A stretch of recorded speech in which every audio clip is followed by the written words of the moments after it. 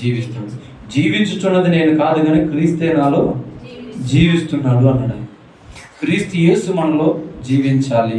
ఆ ప్రేమామయుడైన దేవుడు, ఆ ప్రేమ మనం కలిగి ఉంటే ఆయన మనలో ఉన్నట్టే. అర్థమవుతుందా?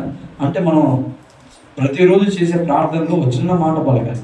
ఏంటయ్యా అంటే, అయ్యా ఈ లోక ప్రేమతో కాదులే కానీ శాశ్వతమైన ప్రేమతో, ఆ సర్వోన్నతమైన ప్రేమతో నన్ను నింపయ్యా, నన్ను నింపు. ఆ ప్రేమను నేను లోకానికి చూపేలాగా నన్ను మార్చు. మాటలు కాక క్రియలలో నేను నిన్ను చూపాలి, నీ ప్రేమను పంచాలి.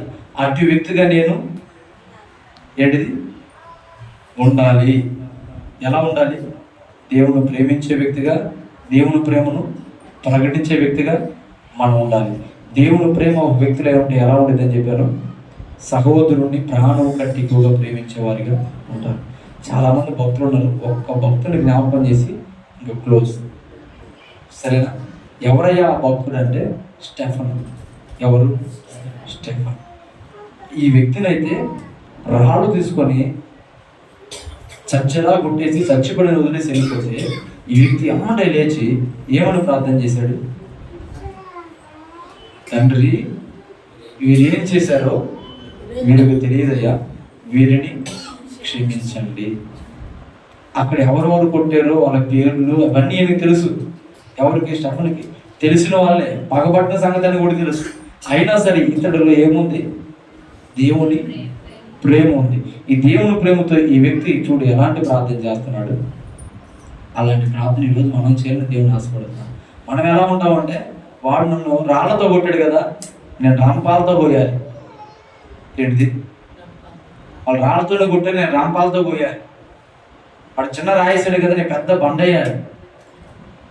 ఇవే కదా మన ఆలోచనలు.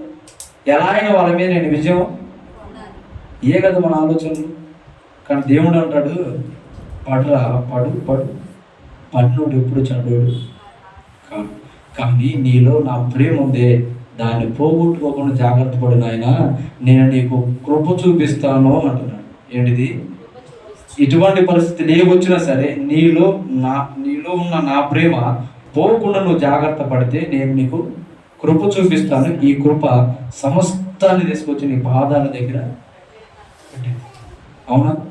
కాబట్టి దేవుని ప్రేమను మరచిన వ్యక్తులుగా మీరు ఉండకూడదు. 1, దేవుని ప్రేమ. 2, దేవుని మనం ఎలా ప్రేమించాలి. 3, దేవుని ప్రేమించే వ్యక్తులు ఎలా ఉంటారు చెప్పుకున్నాం.